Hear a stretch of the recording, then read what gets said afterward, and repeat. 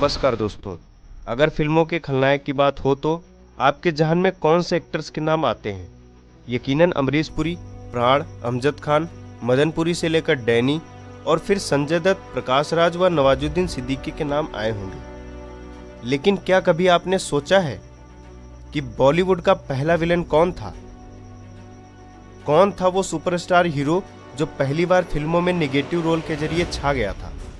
तो चलिए इस हीरो से आपको रूबरू करवाते हैं।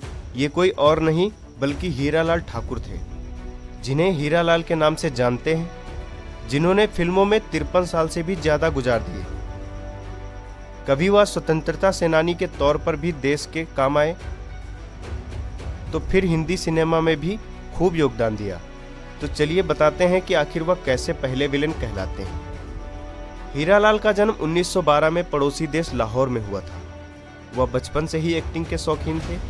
कहते तो ये भी हैं कि वह हीरो के तौर पर नहीं, विलेन के तौर पर ही शुरू से काम करना चाहते थे। उन्हें रामलीला में भी रावण का रोल सबसे दिलचस्प लगता था। फिर जैसा सोचा वैसा ही हुआ। उनकी किस्मत भी उन्हें खलनायक के रोल्स में खींच लाई और खूब शोहरत हासिल की। हीरालाल ने एक्टिंग शुरू की नाटक के जरिए। वह पहले रामलीला किया करते थे, फिर उन्होंने साल 1928 में फिल्मों में एंट्री मारी। मतलब ये लगा लीजिए, हिंदुस्तान में 1913 में पहली फिल्म राजा हरिश्चंद्र आई थी और चंद साल बाद ही हीरालाल भी फिल्मों में सक्रिय हो गए। उन्होंने शंकर देव आर्या की फिल्म डॉटर्स ऑफ टुडे से डेब्यू किया। आपको ये जानकर हैरानी होगी कि हीरालाल की पहली फिल्म ही पाकिस्तान की पहली फिल्म बनी थी, जिसके साथ लॉलीवुड की शुरुआत हुई।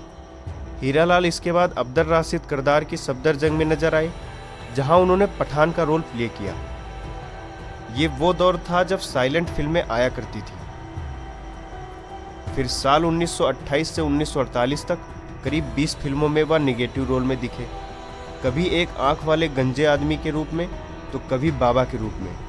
हर बार उन्होंने बतौर निगेटिव विलन गहरी छाप छोड़ी। इस तरह वह पहले विलन भी बन चुके थे। फिर हीरालाल कोलकाता चले आए और न्यू थिएटर से जुड़ गए। आगे चलकर मुंबई में उनकी पहली फिल्म बादल 1991 में रिलीज हुई थी, जिसमें वह सरदार के रूप में दिखे थे। फिल्म में उनके अपोजिट मधुबाला थी, जहां वह लालच में आकर सबका नाश कर देते हैं। फिर आगे चलकर उन्होंने डाकू से लेकर हत्यारे की भूमिका निभाकर साबित कर दिया कि उनसे बेहतर कोई विलेन हो ही नहीं सकता। हीरालाल की पर्सनल लाइफ की बात करें तो उन्होंने साल 1945 में दारा परानी संग शादी की। उनके 5 बेटे और 1 बेटी हुई। उनके ऊपर सबसे बुरी बात तब बीती जब 35 साल के जवान बेटे इंद्र, बहू और पोते का एयर इंडिया फ्लाइट 1982 के ब्लास्ट में मौत हो गई। ये बेटे वही थे जिन्हें आपने नदिया के पार फिल्म में चंदन के छोटे भाई ओमकार के रूप में देखा था। हीरालाल ठाकुर ने देश की आज़ादी में भी भाग लिया था। 14 साल की उम्र में वह इंडियन नेशनल कांग्रेस के एक्टिविस्ट बन गए। फिर उन्होंने भगत सिंह से लेकर लाला लाजपत राय के साथ देश का साथ दिया। साल 1981 में हीरालाल का निधन हो गया। दोस्तों, ये जानकारी आपको कैसी लगी? अगर अच्छी लगी तो वीडियो को लाइक करें, दोस्तों तक शेयर जरूर करें।